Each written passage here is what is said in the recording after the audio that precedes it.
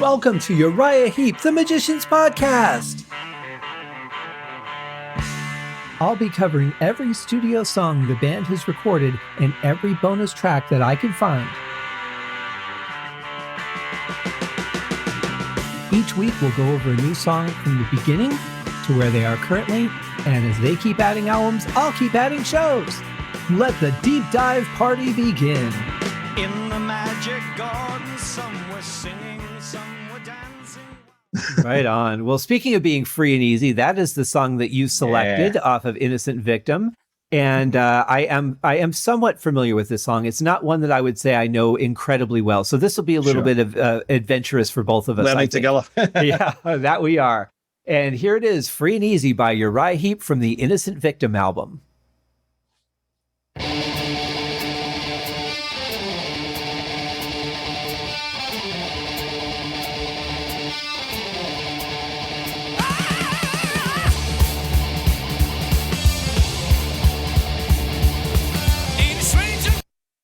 Well, okay, so the first thing I have to point out is it's a shuffle. And Uriah Heep is big fans of having a shuffle on an album. I think that's always a good idea. But what about that guitar sound right off the bat? Yeah, it's great. I mean, it's just piercing, but not in a, it doesn't, it's not in a, it doesn't hurt your ears in that way, but it just cuts right through, and it's so high up in the mix as well. And it's just, it just sounds, it's got loads of attack on it. Really, really digging into those strings there, you can really hear it. It sounds fantastic. It really, really punches out on the album. And it's very patient. I mean, the tempo of it is really on par. It doesn't really speed up. It doesn't speed down or slow down as humans tend to do. You're a musician. You know that when you're excited, you play a little faster. You're not always playing 100% consistent, but that is just rock solid right there. Yeah, locked right in. Yeah, absolutely. And, and then we get that beat coming in there. The shuffle beat. It's interesting because it's almost like that glam rock beat. Lots of glam rock. Has that shuffle beat with it as well.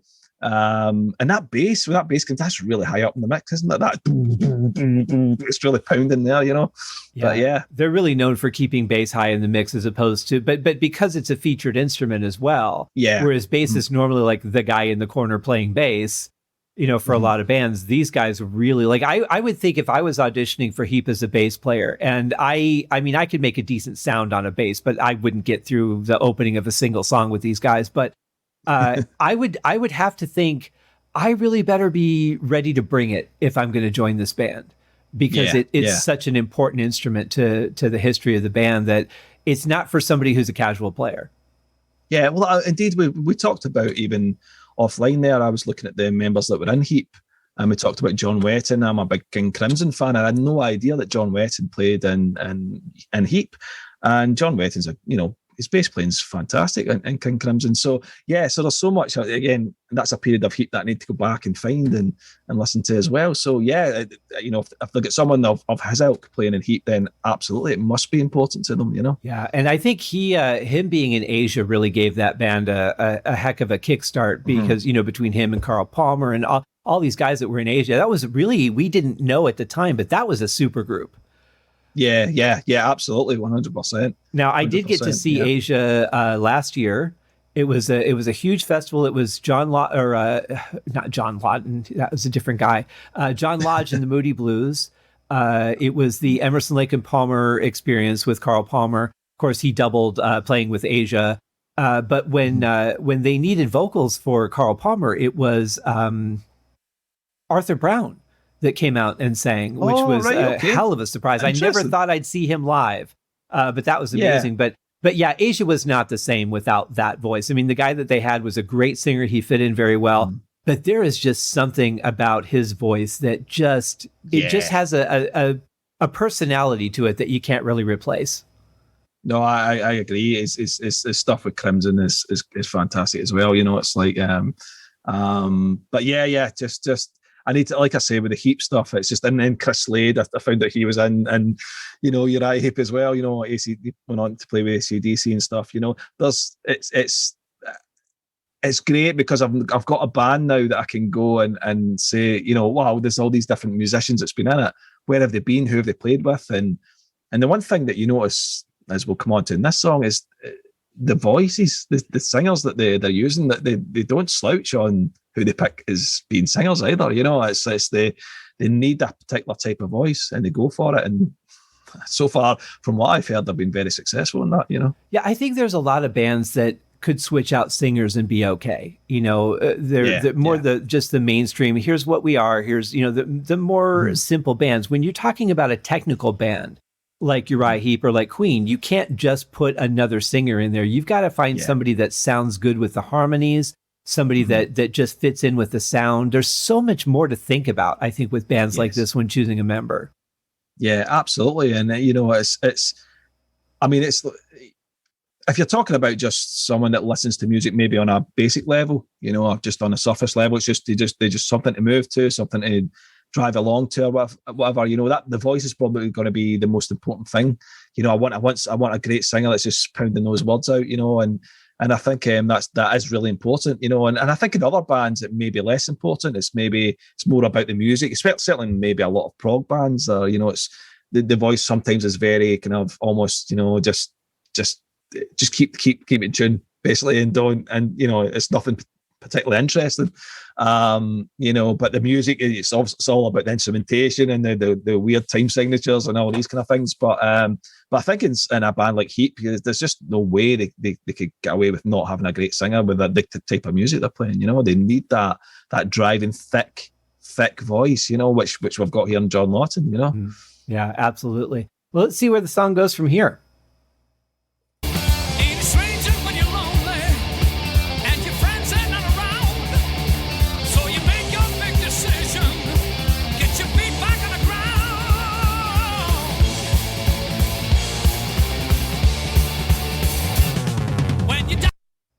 That was a cool bass run.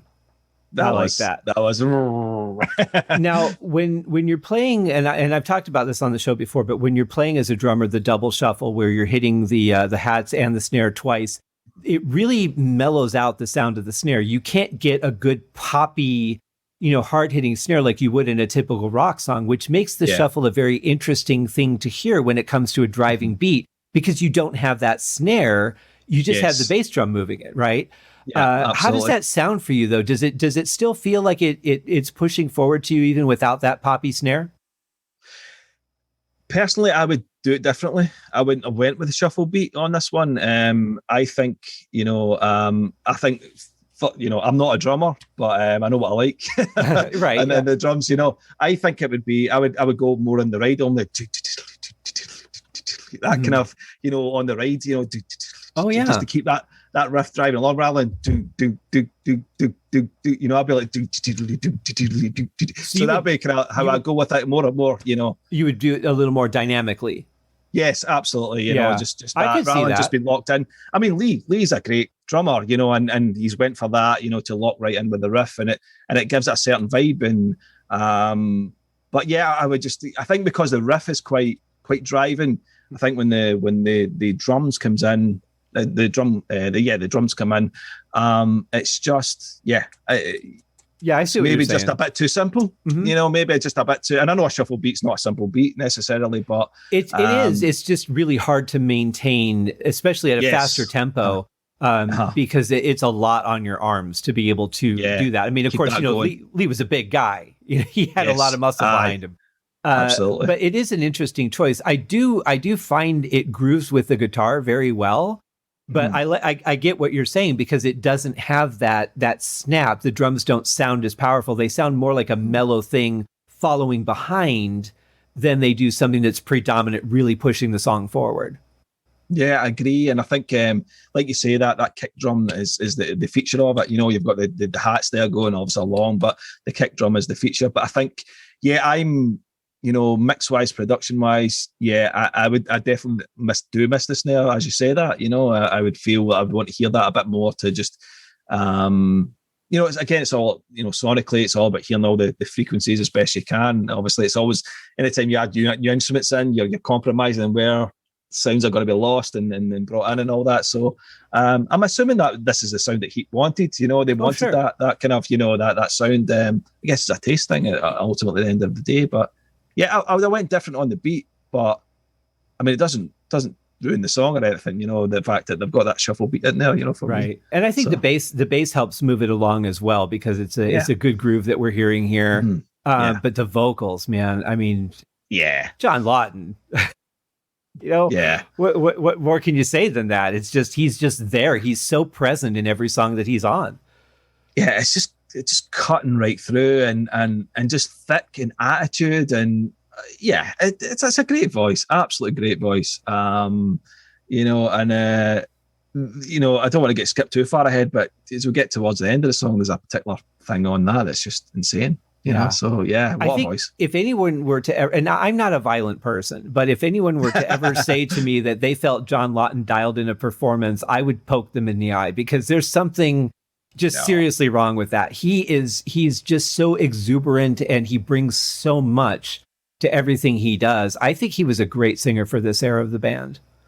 Yeah, I mean, like I say, this is the only album I have heard. Innocent Victim obviously is the only album I've heard with John Lawton singing on it. So there's more for me to discover. So this is me just knowing this album.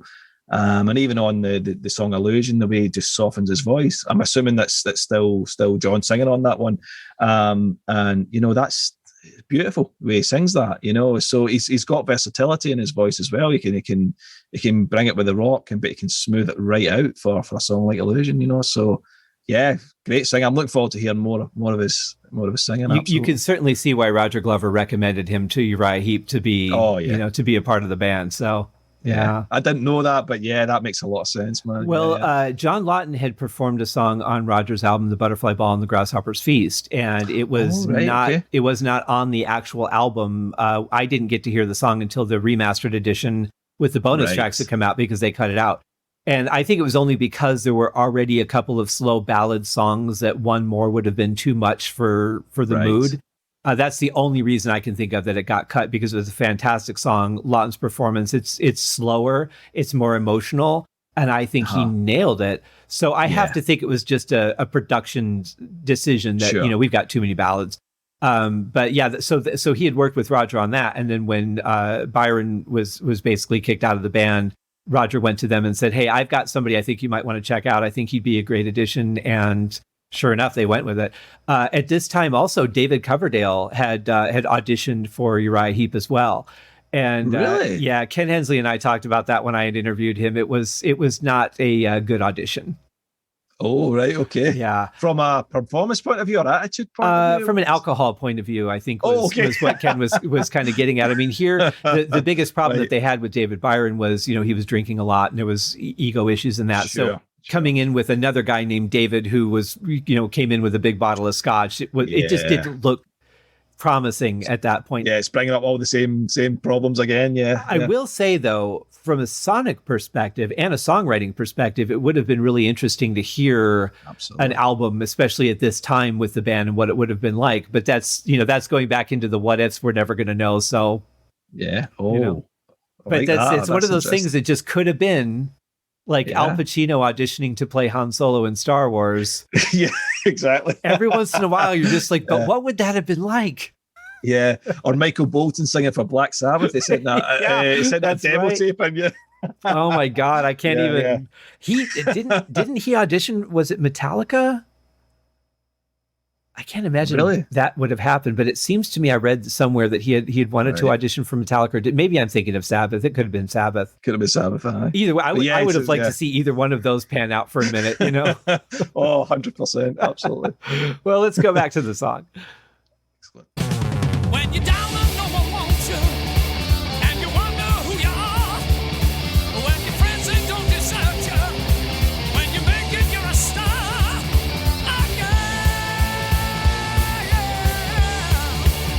But I'm gonna stay free and easy. I know just what I am. I'm gonna be free and easy.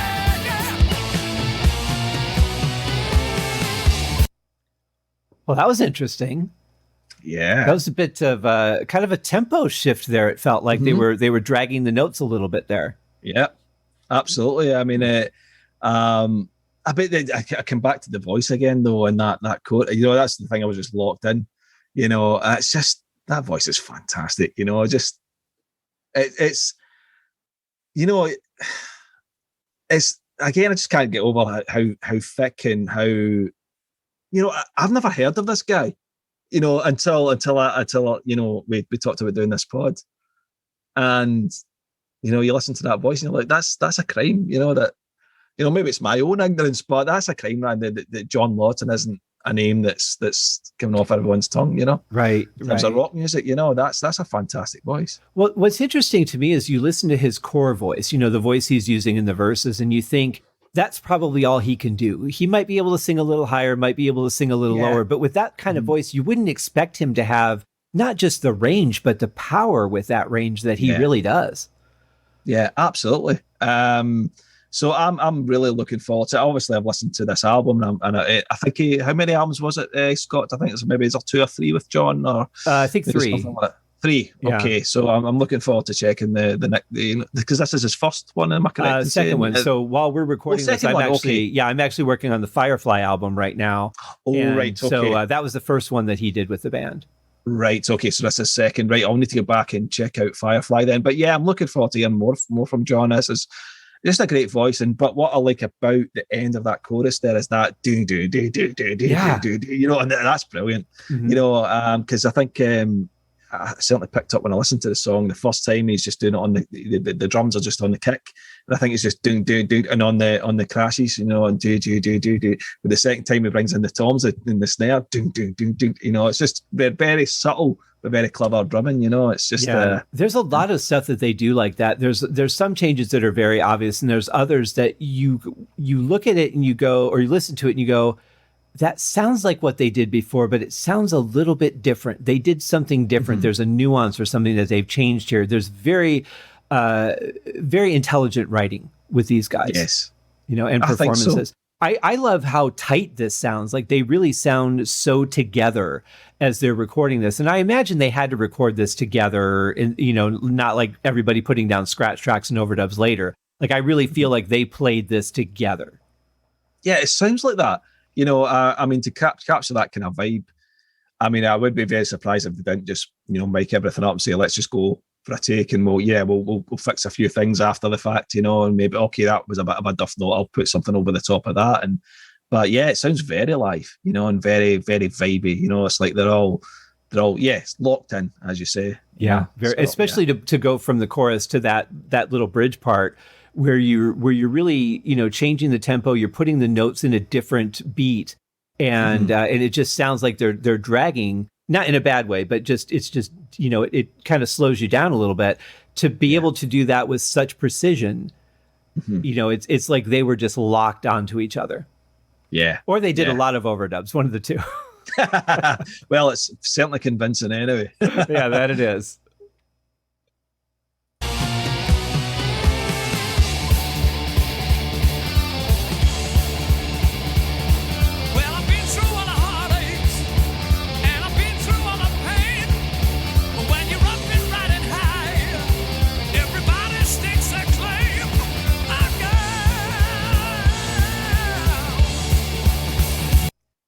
Is it me, or could you use a little bit more voice in that mix?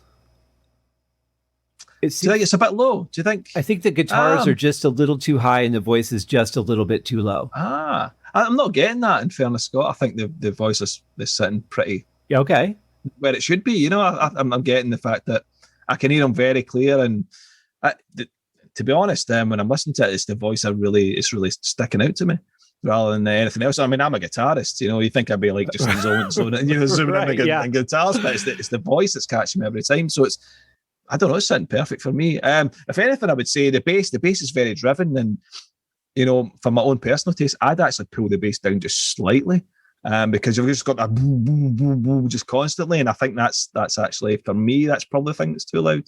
rather than the guitar itself. But again, I'm a guitarist, so I'm going to say that. Right, yeah. I'm going to say that. It's funny. Even as a drummer, though, there's been plenty of songs where I say, I think the drums are too loud here. I think they're drowning out the guitar player or whatever. Yeah. But I think overall the mix is pretty good. But you're right. I could use a little less bass only because it's so bottom endy and there's so much distortion on it that it's really kind of drowning out things a little bit. The mix is close to where I would put it. I would just make maybe some slight adjustments, but overall it sounds pretty good. What I'm loving is the performance.